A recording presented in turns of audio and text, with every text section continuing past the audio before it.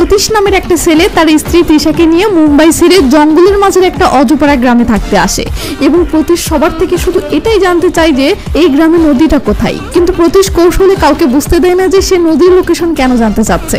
এরপর সে নদীর লোকেশনটা পেলে মাঝরাতে একা লুকিয়ে সেই নদীতে যায় ও সেখানে একটা স্থান খুব সুন্দর করে সাজিয়ে রেখে আসে যেন সে সেখানে কোনো মেয়ের সাথে শারীরিক সম্পর্ক করতে পারে। কিন্তু প্রশ্ন, তার ঘরে তো বউ আছে, তাহলে সে কি অন্য মেয়ের সাথে এসব করার প্ল্যান করতেছে? কিন্তু না, আমরা তো অবাক। আমরা দেখি পরের রাতে সে তার বউ তৃষাকে নিয়েই লুকিয়ে বাসা থেকে এমন ভাবে বের হয় যেন কেউ তাদেরকে না দেখে। এরপর সে তার বউকে নিয়েই সেই জঙ্গলে আসে এবং এই মাঝরাতে রহস্যজনক ভাবে কেন জানি নদীতে ডুবে থাকে। এরপর নদী থেকে উঠে বউয়ের সাথে সেখানে শারীরিক সম্পর্ক করে। লে জ্বালা। আর এটা শুধু এক রাত না, তারা প্রতি রাতে এইভাবে লুকিয়ে বাসা থেকে বের হয় এবং জঙ্গলে এসে এই সেম কাজ প্রতি রাতেই করতে থাকে। কিন্তু কিন্তু কিন্তু এক রাতে এদেরকে জঙ্গলে আসতে সাইজু নামের একটা বাস হেল্পার দেখে ফেলে ও এদেরকে ফলো করে জঙ্গলে আসলে শারীরিক সম্পর্কও করতে দেখে। ব্যাস, সাইজু পরের দিন এটা মহল্লার পোলাপানদেরকে জানালে তারা বলে আজ রাতে আমরা সবাই যাবো এবং সবাই মজা নিব। প্ল্যান মতো আজ রাতে প্রতীশ যখন তার বউ তৃষাকে নিয়ে জঙ্গলে চলে যায় তখন মহল্লার ছেলেপেলেরাও তাদেরকে ফলো করতে শুরু করে। এই পর্যন্তই ছিল মুভির প্রথম পর্বের কাহিনী। এরপর যা হয় এই পর্ব দেখতে চলেছেন। তো ছেলেপেলেরা দল বেঁধে জঙ্গলের মাঝে ঢুকতেছে।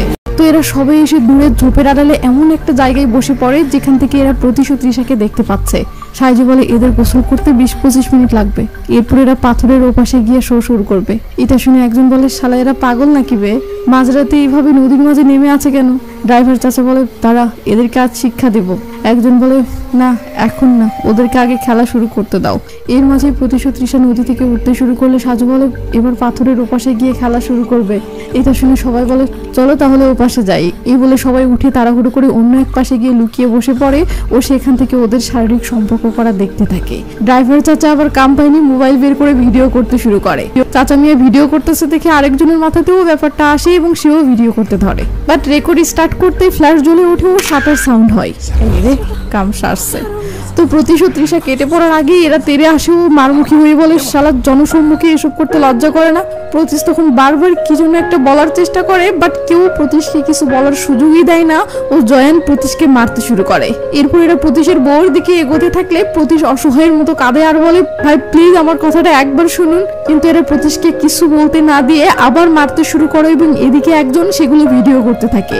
ফেসবুকে কট ক্যাপশনে যে ভিডিওগুলো দেখেন না তেমন টাইপের ভিডিও হচ্ছে এখন। ব্যাপারটা বুঝতে পেরে প্রতীশ হাউমাউ করে কাঁদে আর বলে ভাই প্লিজ কেউ ভিডিও করেন না, আমরা তো স্বামী স্ত্রী আর আমরা এখানে কেন এসব করতেছি সেটা প্লিজ আগে শোনেন। কিন্তু কেউ প্রতীশের কথায় পাত্তা না দিয়ে নির্মম ভাবে মারতে থাকে। তো ইচ্ছা মতো মারা শেষে এরা প্রতীশ ও তৃষাকে তাড়িয়ে দিয়ে বলে যা ভাগ, তোকে যেন আর আমাদের এলাকায় না দেখি। প্রতীশ ও তৃষা তখন এতটা অপমান নিয়ে এখান থেকে হেঁটে যাচ্ছে যেন অপমানে তারা মরে যাচ্ছে অবস্থা।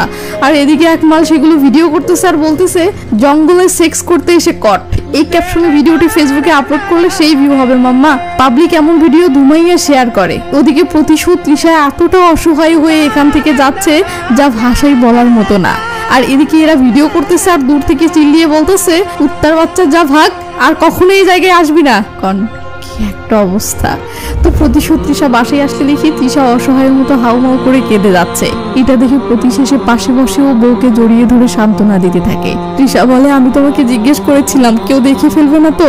এরপর তৃষা কাঁদতে থাকে আর বলে আমি আর বাঁচতে চাই না। এই বলে তৃষা হাউমাউ করে কাঁদতে থাকলে প্রতীশ ও তৃষাকে জড়িয়ে ধরে আড়ালে নীরবে কাঁদে। সকাল হলে দেখি এই সোশ্যাল মিডিয়ার জামানায় যা হওয়ার সেটাই হয়ে গেছে। সাইজু ভিডিওটি এই এলাকার বিভিন্ন হোয়াটসঅ্যাপ গ্রুপে আপলোড করে দিয়েছে এবং ভিডিওটি রাতারাতি সবার মাঝে ছড়িয়ে পড়েছে। একজন তো ভিডিও দেখে বলে সাইজু এর আর পর্ব নেই। এটা কোনো কথা? সাইজু বলে আবে এটা কি টিভি সিরিজ নাকি যে পর্ব বের হবে? এইটুকু ভিডিও করতে করতেই তো ওরা কাপড় পরে নিয়েছে। আরেকজন ভিডিও দেখে বলে ভাই ভিডিওটা আরেকটু এইচডি কোয়ালিটিতে করতে পারিসনি? আর বল ক্যামেরা তো কাঁপাইছিস কেন, দেখে মজা পাওয়া যাচ্ছে না। সাইজু বলে আমি তো পর্ন ভিডিও মেকার, তোর জন্য লাইট সেট করে ক্যামেরা স্ট্যান্ডে লাগিয়ে শুট করবো শালা। যা দেখতে পাচ্ছিস এতেই খুশি হ। এমন সিন জীবনে দেখেছিস? প্রতীশের সাথে এই গ্রামের প্রকাশন নামের যে ছেলেটি পেন্ডিং এর কাজ করে ভিডিওটি তার মোবাইলেও এসেছে।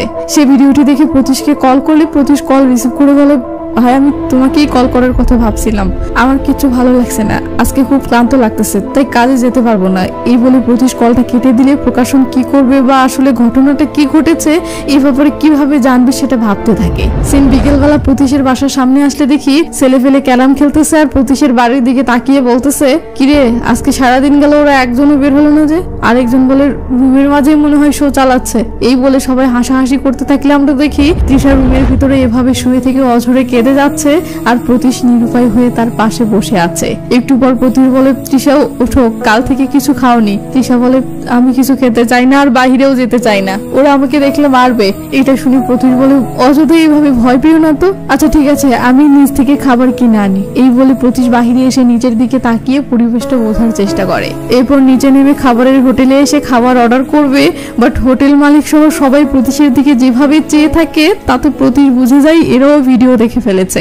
এটা বুঝে ভয়ে প্রতীশ কোনো কথা বলতে পারছে না, বাট পেটে তো ক্ষুধা, খাবার তো লাগবে। তাই প্রতীশ অন্য দোকানে যায়, কিন্তু সেখানকার লোকেরাও এভাবে তাকায়। তখন প্রতীশ যেখানেই যায় সেম অবস্থা। এরপর দেখি প্রতীশ অনেক কষ্টে খাবার ম্যানেজ করে নিয়ে আসতেছে। এই সময় তার এতটা অসহায় ফিল হচ্ছে যে সে যেন হাঁটারও শক্তি পাচ্ছে না, আর তার ভিতরে কষ্টে কতটা ফেটে যাচ্ছে সেটা বুঝতে পারি যখন সে রুমে ঢোকার আগে একা নীরবে এভাবে কাঁদতে থাকে। তো প্রতীশ চোখ মুছে রুমের ভিতরে এসে লোকের ভয়ে তাড়াহুড়ো করে দরজাটা লাগিয়ে দেয়। এরপর তার বউকে খাওয়ার জন্য ডাকতে থাকে, কিন্তু তৃষার টেনশন আর দুর্বলতায় সেন্সলেস অবস্থায় চলে গেছে, তাই সে কোনো জবাব দিচ্ছে না। প্রতীশ তখন খাবার তুলে খাওয়ানোর জন্য তৃষার পাশে এসে বসে তৃষাকে অনেক ডাকে, গা ঢাকায়, বাট তৃষা কিছুতেই কোনো সাড়া দিচ্ছে না। এটা দেখে প্রতীশ হাউমাউ করে কাঁদতে থাকে আর অসহায়ের মতো খাবারগুলো এইভাবে নাড়তে থাকে। ওদিকে প্রকাশন উপায় না পেয়ে প্রতীশের মুম্বাইয়ের বন্ধু সঞ্জীবের কাছে কল করে বলে, ভাই প্রতীশের একটা ঝামেলা হয়ে গেছে, তাড়াতাড়ি আসো। সঞ্জীব জানতে চাই কি হয়েছে। প্রকাশন বলে, এখানে আসো, ফোনে বলা সম্ভব না, আর হ্যাঁ প্রতীশকে যেন কল করো না। সিন কাট হলে দেখি সঞ্জীব এসেছে এবং প্রকাশনের থেকে সব শুনে থোয়া মেরে বসে আছে। প্রকাশন বলে, ভাই ওদের ভিডিওটি এই পুরো এলাকা ছড়িয়ে গেছে, এখন ওরা যদি এখানে থাকে তো অনেক বড় সমস্যা হয়ে যাবে। এদিকে লজ্জায় আমিও ওদের মুখোমুখি হতে পারছি না, তাই তোমাকে ডেকেছি, এখন কি করবে বলো। পাশ থেকে বাড়িওয়ালা আঙ্কেল বলে, আচ্ছা ওরা এমন কাজ কেন করে, ওরা কি মানসিক রোগী? সঞ্জীব কোনো জবাব না দিলে প্রকাশন বলে, কিছু বলছো না কেন? তখন সঞ্জীব বলে, ভুলটা আমারই ছিল, আমি যদি আগেই তোমাকে ওদের স্টোরিটা বলতাম তাহলে আর এসব হতো না। প্রকাশন বলে, কি স্টোরি? তখন সঞ্জীব প্রতীশ তৃষার স্টোরি বলতে শুরু করে আর সিন অতীতে চলে যায়। সঞ্জীব বলে, প্রতীশ আমার সাথে ফিল্ম ইন্ডাস্ট্রিতে টেকনিশিয়ানের কাজ করতো, একে তো নিয়মিত কাজ পাওয়া মুশকিল ছিল, তার উপর আবার যে দু একটা কাজ পাওয়া যাচ্ছিল সেখানেও প্রডিউসাররা নানা বাহানায় টাকা মেরে দিত, তাই বলতে গেলে কোনো রকমে খেয়ে পড়ে প্রতীশের দিন যাচ্ছিল। একদিন প্রতীশ শুটিং সেট করে ফেরার সময় গুডাউনে একটা বিদেশি কুকুরছানা দেখতে পায়। সে বুঝতে পারে কারো পোষা কুকুর রাস্তা হারিয়ে এখানে চলে এসেছে। কুকুরছানাটিকে ক্ষুধার্ত দেখে প্রতীশ সাথে করে বাসায় নিয়ে আসলে আমি বললাম, তুই তো নিজেরই খাবার জোটাতে পারিস না, এই বিদেশি কুকুরটাকে কিভাবে পালবি? কিন্তু কুকুরছানাটার প্রতি ওর একটা ভালোবাসা জেগেছিল, তাই ও সেটাকে পালতে শুরু করে। এভাবেই 3-4 দিন যাওয়ার পর একদিন একজন একটা লিফলেট এনে প্রতীশকে দেখায়, যেখানে দেখা যায় যে কুকুরছানাটি যার সে হারানো বিজ্ঞপ্তি দিয়েছে এবং কুকুরছানাটিকে ফিরিয়ে দিলে 15,000 টাকা পুরস্কার দিবে জানিয়ে ফোন নাম্বার দিয়েছে। এটা দেখে প্রতীশ সেই নাম্বারে কল করলে যে মেয়েটি কুকুরছানাটিকে নিতে আসে সেটাই এই তৃষা। তো কুকুরছানাটিকে ফিরিয়ে দেওয়ায় পুরস্কার স্বরূপ তৃষা প্রতীশকে 15,000 টাকা দিলে প্রতীশ সেটা না নিয়ে বরং বলে, এই কুকুরটি এই কয়দিনে আমারও অনেক আপন হয়ে উঠেছে, তাই প্লিজ মাঝে মাঝে একে এখানে একটু বেড়াতে নিয়ে এসো। তৃষা খুশি মনে তাতে রাজি হয় আর কুকুরটিকে নিয়ে যায়। এরপর কুকুরছানাটি কেমন আছে সেটা ফোনে খোঁজ খবর নেওয়া এবং কুকুরছানাটিকে মাঝে মাঝে বেড়াতে নিয়ে আসা, এসবের মধ্য দিয়ে তৃষা ও প্রতীশের মাঝে একটা বন্ধুত্ব তৈরি শুরু হয়। তৃষার মা অনেক বছর আগেই মারা গেছে এবং তার বাবা নতুন একটা বিয়ে করে সেই বউকে নিয়ে আমেরিকা চলে যাওয়ার পর থেকে তৃষা পুরো একা হয়ে গেছে। তার এই একাকী লাইফে প্রতীশকে পেয়ে তৃষা নতুন একটা জীবন পায় ও দুজনেই একে অপরের প্রেমে পড়ে যায়। তো তৃষার বাবা তৃষার রিলেশনের খবর পেলে ইমার্জেন্সিতে দেশে আসো তৃষাকে বলে, সব আমার কানে এসেছে, এই ছেলের সাথে আমাদের ফ্যামিলির স্ট্যাটাস কিছুতেই যায় না। তৃষা রাজি না হলে তৃষার বাবা রেগে মেগে বলে, রেডি থাকিস, আগামীকাল তোকে আমার সাথে আমেরিকা নিয়ে যাব। কিন্তু তৃষা তো প্রতীশকে কিছুতেই ছাড়তে পারবে না। এদিকে সকালবেলা তো বাবা আমেরিকা নিয়ে যাবে, তাই উপায় না পেয়ে তৃষা রাতের বেলা লুকিয়ে বাসা থেকে বের হয় ও তার কুকুরটির কাছে এসে কাঁদতে কাঁদতে বলে, কিছুদিন পরে এসে তোকেও নিয়ে যাব। এই বলে তৃষা বাসা থেকে পালিয়ে প্রতীশের কাছে আসে ও কেউ যেন তাদেরকে আলাদা করতে না পারে সেজন্য রেজিস্ট্রি ম্যারেজ করে নেয়। এরপর প্রতীশ তৃষাকে নিয়ে তার নিজ গ্রামে ফিরে আসে। বাট প্রতীশের মা কোনো সাধারণ মেয়ে নয়লা, এ হলো কেরণমালা, এর ক্ষমতা সাংঘাতিক। তাই প্রতি ভয়ে বাহিরে দাঁড়িয়ে থাকে আর সঞ্জীবকে মায়ের কাছে পাঠায় বিয়ের ব্যাপারটা জানানোর জন্য এবং ম্যানেজ করার জন্য। কিন্তু সঞ্জীব প্রতীশের মাকে বিয়ের ব্যাপারটা জানাতেই প্রতীশের মা স্বৈরাচারী সরকার হয়ে যায়। সে বলে এই পরিবারে কেবল আমার সিদ্ধান্ত চলবে। সে কোথা থেকে এক খ্রিস্টান মেয়েকে বিয়ে করে আনলো আর আমি মেনে নিব, এটা কিছুতেই হবে না। তখন প্রতীশের বাবা একটু প্রতীশের পক্ষ নিতে চায়, বাট বউয়ের আন্দোলনের মুখে সেও গদি ছেড়ে দেয়। এবার কি আর করার, সঞ্জীব এসে এটা প্রতীশকে জানে ও প্রতীশকে নিজের বাড়িতে নিয়ে যেতে চাই। বাট প্রতীশ বলে থাক দোস্ত, আমি কোনো হোটেলে উঠে কয়দিন থাকি, পরে সব ঠিক করে নেব। তো প্রতীশ তৃষাকে নিয়ে একটা হোটেলে ওঠে। ওদিকে তৃষা যে বাড়ি থেকে পালিয়েছে সেই ব্যাপারটা তৃষার বাবা বুঝে গেলে একটু পর তৃষার মোবাইলে একটা নোটিফিকেশন আসে। তৃষা দেখে তার বাবা তার সেই পোষা কুকুরটিকে মেরে সেটার ফটো সেন্ড করে বলেছে, তুই কোনোদিন আমার সামনে আসলে তোরও এই হাল করব। নিজের সবচেয়ে প্রিয় কুকুরটিকে হারিয়ে এবং বাবার এমন কথা শুনে তৃষা তো হাউমাউ করে কাঁদতে থাকে। কয়েকদিন পর প্রতীশের বাবা সঞ্জীবের থেকে খোঁজ নিয়ে প্রতীশের হোটেলে আসে এবং প্রতীশকে সান্ত্বনা দিয়ে বলে, জানিস তো তোর মা খুব জেদি ও রাগী স্বভাবের, সে যা বলে সেটাই। এখন তোর মাকে মানানোর উপায় একটাই আছে, তাহলে তোর মাকে নাতি নাতনি দে, তাহলে দেখবি তোর মায়ের মন গলে গেছে ও সে তোদেরকে মেনেও নিয়ে বাসায় তুলেছে। এই বলে প্রতীশের বাবা উঠে পড়ে ও তৃষাকে বলে, বৌমা মনে কষ্ট নিও না, একটা বাচ্চা হলেই সব ঠিক হয়ে যাবে। এই বলে আঙ্কেল প্রতীশকে একা বাহিরে রেখে এনে বলে, মেয়েটি তোর ভরসায় তার পরিবার ছেড়ে এসেছে, তাই মেয়েটিকে সবসময় আগলে রাখিস। এই বলে আঙ্কেল চলে যায় আর এরা দুজনেই পরিবার হারা হয়ে এভাবেই জীবন কাটাতে থাকে। কিন্তু পরিবার হারা হয়ে থাকাটা এদেরকে প্রতিটি মুহূর্তে ভীষণ কষ্ট দিতে শুরু করে। প্রতীশ নিজের পরিবার হারানোর কষ্টটা তো পাচ্ছেই, সাথে তৃষাকেও পরিবার দিতে পারছে না, সেটা ভেবে প্রতিনিয়ত আরো বেশি কষ্ট পাচ্ছে। তাই প্রতীশ শেষ উপায় হিসেবে এবার একটা বাচ্চা নেওয়ারই ট্রাই শুরু করে। কিন্তু একদিন যায়, 2 দিন যায়, মাস যায়, বছর যায়, এভাবে 3টি বছর কেটে যায়, কিন্তু তৃষার কিছুতেই বাচ্চা হচ্ছে না। সজীব একদিন ফোন করে বলে, তোর বাবা আমাকে ফোন করেছিল, সে তোদেরকে ডাক্তারের কাছে নিয়ে যাওয়ার পরামর্শ দিল। এটা শুনে প্রতীশ কোনো জবাব না দিলে সঞ্জীব বলে, প্লিজ তুই এই বিষয়ে সিরিয়াস হ, সে তোদেরকে অনেক ভালোবাসে বলেই তোদের বাচ্চা নিয়ে ভাবছে, যাতে তোর মা তোদেরকে বাসায় তোলে, তাই প্লিজ দুজনেই ডাক্তারের কাছে যা। এটা শুনে প্রতীশ ইমোশনাল হয়ে যায়। সিন কাট হলে দেখি ডাক্তার বলতেছে, তোমাদের কত বছর হলে বিয়ে হয়েছে? এই 3 বছর হচ্ছে। তোমরা একসাথে থাকো? হ্যাঁ। তো এর আগে যে ডাক্তারগুলো দেখিয়েছো তারা কি বলেছিল? আমরা আসলে এই প্রথম কোনো ডাক্তারের কাছে আসলাম। এটা শুনে ডাক্তার অবাক হয়ে বলে, 6 মাসের মাঝে রেজাল্ট না পেলে লোকে ডাক্তারের কাছে চলে আসে, আর তোমাদের 3 বছর ধরে বাচ্চা হচ্ছে না, অথচ আজকে প্রথম আসলে? প্রতীশ চুপ মেরে যায়। ডাক্তার তৃষাকে বলে, এই 3 বছরে তোমার বাবা মা কিছু বলেনি? প্রতীশ বলে ওঠে, আসলে আমরা একটু ব্যস্ত ছিলাম তাই। ডাক্তার বলে, ওকে, আমি যে কয়টি টেস্ট লিখে দিয়েছি সব কয়টি টেস্ট করে সেগুলো নিয়ে বড় একজন ডাক্তারের কাছে যেও, ঠিক আছে? সিম কাট হয়। এই টেস্টগুলো করতে আনুমানিক যে পরিমাণ টাকা লাগবে সেটা তো প্রতীশের কাছে বর্তমানে নেই, তাই প্রতীশকে আরো 1 মাস অপেক্ষা করতে হয়। এরপর টাকা ম্যানেজ হলে প্রতীশ টেস্টগুলো করে বড় একটা ডক্টরের কাছে আসে। ডক্টর টেস্টের রেজাল্টগুলো দেখে বলে, তোমার হাইপারথার্মিয়া সমস্যা আছে। সহজ করে বললে শরীরে অত্যাধিক তাপ উৎপন্ন হওয়া প্রবলেম এটা, মানে তোমার শরীরের তাপমাত্রা বেশি হওয়ার কারণে তোমার শুক্রাণুর উৎপাদন কমে যায় ও শুক্রাণুর কার্যকারিতাও কমে গেছে। এটাকে আবার অলিগো অ্যাসথেনিজোস্পার্মিয়া বলে। এরপর তৃষাকে বলে, তোমার কি পিরিয়ড নিয়মিত হয়? তৃষা হ্যাঁ বলে ডক্টর বলে, তোমার কার্ডিয়াক রিপোর্টে দেখলাম তোমার ভাল একটু ছোট, এটা মনে হয় তোমার জন্মগত প্রবলেম, তো এটার জন্য ভবিষ্যতে অপারেশন করা লাগতে পারে। আমরা আইভিএফ ট্রিটমেন্ট করতে পারি, যেহেতু তোমাদের দুজনেরই কিছু প্রবলেম আছে, তাই 100% গ্যারান্টি দিতে পারছি না যে এটা সফল হবে, তবে আমরা সর্বোচ্চ চেষ্টা করব। প্রতীশ বলে ওঠে, ডক্টর এসব করতে কত টাকা খরচ হবে?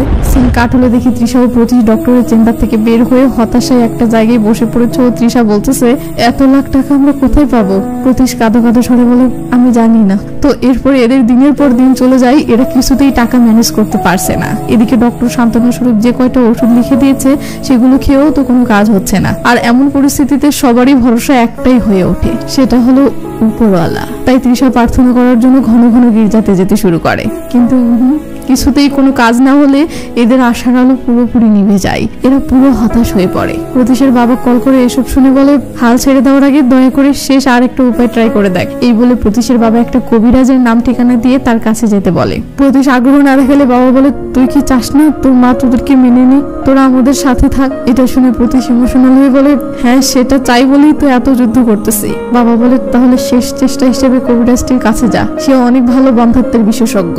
কি যাবি তো? প্রতীশ কাঁদো কাঁদো স্বরে হ্যাঁ বলে। এরপর দেখি প্রতীশ ও তৃষা পাহাড়ি একটা এলাকায় আসতেছে, মানে সেই কবিরাজের ঠিকানায় আসতেছে। তো এরা নির্জন কিছু এলাকা পাড়ি দিয়ে অবশেষে জঙ্গলের ভিতরে বসবাস করে সেই কবিরাজের কাছে পৌঁছায়। কবিরাজ এদের সব ডাক্তারের রিপোর্ট দেখেও প্রতিশের থেকে সবকিছু শুনে বলে, এমন তো অনেক শুনেছ যে ছেলেটিরও কোনো সমস্যা নেই, আবার মেয়েটিরও কোনো সমস্যা নেই, কিন্তু তারপরেও বাচ্চা হচ্ছে না, কেন এমন হয় বলো?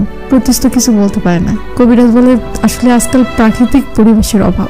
এরপর কবিরাজ তৃষাকে বলে, তুমি এমন কিছু বলো যা তোমার খুব পছন্দ, যা তোমাকে সত্যি অনেক খুশি করে। তৃষা বলে, গান শোনা। কবিরাজ বলে, খুব ভালো। তো কতদিন হলো তুমি শান্ত মনে গান শুনেছো? তৃষা বলে, বিয়ের পর থেকে আর শোনা হয় না। কবিরাজ বলে, রোজ আমাদের কোনো না কোনোভাবে খুশি অনুভব করা দরকার, যাকে বিজ্ঞানের ভাষায় বলে হ্যাপি হরমোন রিলিজ।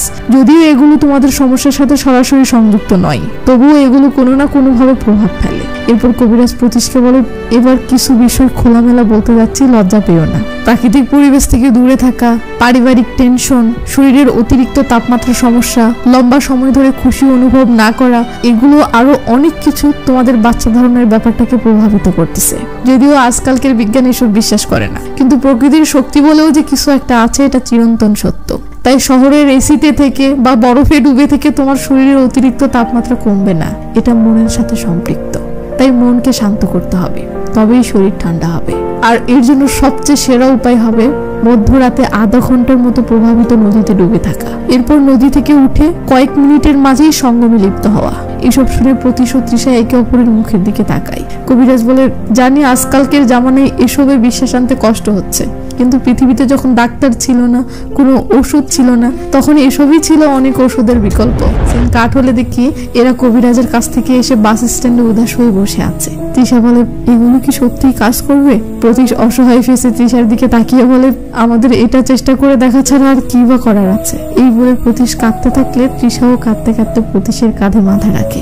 এরপর প্রতীশ সঞ্জীবের সাথে দেখা করে তাকে এসব খুলে বলে, সঞ্জীব বলে, প্রকাশন নামের একটা ছেলে আমার সাথে একসময় কাজ করতো। ওর গ্রাম ভাটাকয়ম, একদম প্রাকৃতিক পরিবেশে ঘেরা। আর সবচেয়ে ভালো ব্যাপার যে ওর গ্রামের পাশে একটা নদীও আছে।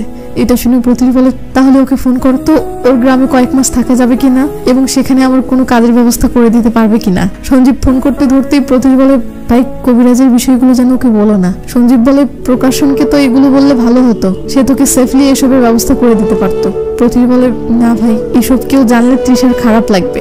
এর পরের কাহিনী তো জানেনি। সঞ্জীব প্রকাশনকে ফোন করে সেখানে থাকা এবং কাজের ব্যবস্থা পাকা করে দিয়েছিল, আর এরপর প্রতীশ তার বউকে নিয়ে ভাট্টাকয়ম গ্রামে এসেছিল। এখান থেকে বর্তমানে আসে। সঞ্জীব কাঁদা কাঁদা স্বরে বলে, প্রতীশের আশা ছিল এভাবে সৌভাগ্যক্রমে যদি তাদের একটা বাচ্চা হয়ে যায়, তাহলে তার মা তাদেরকে মেনে নিবে এবং তারা পরিবারের সাথে বাকিটা জীবন সুখে থাকতে পারবে। প্রতীশের বাসার সামনের স্ট্যান্ডে থাকা সেই বাসের ভিতরে আসতে দেখি প্রকাশন মহল্লার সেই সব ছেলেদেরকে একত্র করে প্রতীশ ও তৃষার জীবন কাহিনী বলতেছে এবং সেগুলো শুনে সবাই পুরো থ মেরে গেছে। প্রকাশন বলে, তোমরা ওদের কত বড় একটা ক্ষতি করেছো বুঝতে পারছো? একজন বলে, ভাই আমরা তো তার হিস্টোরি জানতাম না। প্রকাশন বলে, এটাই তো এই জেনারেশনের ছেলেদের সমস্যা, যা দেখে সেটাই ভিডিও করে নেটে ছেড়ে দেয়, একবার ভাবেও না এর পিছনের আসল সত্যটা অন্য কিছুও হতে পারে, বা সত্যটা না জেনে কারো ভিডিও ভাইরাল করার কারণে তো কোনো নিরপরাধ মানুষের জীবনটাই ধ্বংস হয়ে যেতে পারে। এসব শুনে এরা বলে, ভাই আমরা সবাই গিয়ে তার কাছে ক্ষমা চাই। প্রকাশন বলে, ওদের কাছে ক্ষমা চাই আর কি হবে, বরং যতজনকে ভিডিওটা সেন্ড করেছো বা যেখানে যেখানে ভিডিওটা আপলোড করেছো তাড়াতাড়ি সবখান থেকে ভিডিওটি ডিলিটের ব্যবস্থা করো। এই বলে প্রকাশন রেগে মেগে চলে গেলে এরা এদের অপকর্মের জন্য লজ্জায় কেউ কারো মুখের দিকে তাকাতে পারে না। তো সাইজু এবার সবার ফোন থেকে ভিডিওটি ডিলিটের জন্য চেষ্টা শুরু করে। সে একজনকে কল করে বলে, ভাই আমি সকালে তোকে একটা ভিডিও পাঠিয়েছিলাম না, হ্যাঁ জঙ্গলে কট খাওয়ার ভিডিও। ছেলেটি বলে, ভাই প্লিজ ভিডিওটি ডিলিট কর। ছেলেটি বলে, ডিলিট কিভাবে করব? ভাই আমি তো সেটা অনেক গ্রুপে শেয়ার করে দিয়েছি। ভাই প্লিজ এমন বলিস না, যেভাবেই হোক ভিডিওগুলো ডিলিট কর। ছেলেটি বলে, কিভাবে সম্ভব? গ্রুপ থেকে তো অনেক লোকই সেটা ডাউনলোড করে ফেলেছে, এতক্ষণে নিশ্চয়ই সেগুলো আবার অন্য পেজ বা গ্রুপে তারা আপলোডও করে ফেলেছে। সাইজু তো হতাশ। এদিকে সাইজুর বন্ধুরাও এখানে সেখানে ফোন করছিল যাদেরকে তারা ভিডিওটি সেন্ড করেছে, কিন্তু সবখানে এই একই অবস্থা। এসব শুনে সাইজু পুরো হতাশায় ডুবে যায়। ড্রাইভার চাচা বলে, এখন তাহলে কি করব? এরা তখন আফসোস করে বলে, পরিস্থিতি আমাদের নাগালের বাহিরে চলে গেছে। এদিকে প্রকাশন সঞ্জীব ও বাড়িওয়ালাকে নিয়ে প্রতীশের সাথে দেখা করতে আসে। তো প্রকাশন দরজায় নক করতে থাকে। সঞ্জীব বলে, আরে দরজায় তো বাহির থেকে তালা মারা। বাড়িওয়ালা বলে, ওদেরকে ফোন করো। প্রকাশন তখন কল করলে দেখে প্রতীশের ফোন সুইচ অফ। সঞ্জীব তখন প্রতীশের অন্য একটা নাম্বারে কল করলে দেখে সেটাও অফ। এরা তো পুরো টেনশনে পড়ে যায়, কারণ এই সময়ে এমন হওয়াটা ভয়ঙ্কর কিছু একটা আভাস দিচ্ছে। তাই সঞ্জীব কাঁদতে কাঁদতে প্রকাশনকে বলে, ভাই এরা কোথায় গেছে? তখনই সিন জঙ্গলে আসে। পরের দিন সকালবেলা প্রকাশনের ফোনে একটা কল আসে। প্রকাশন কলটা রিসিভ করে কি যেন শুনতেই থমকে যায়।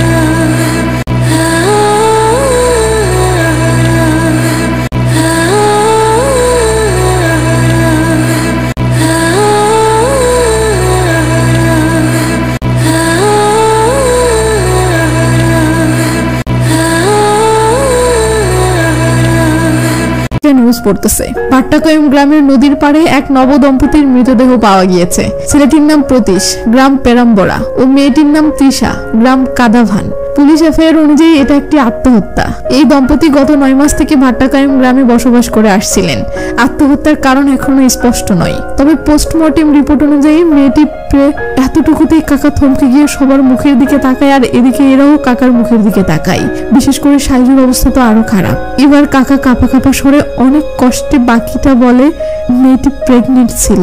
এটা শুনতেই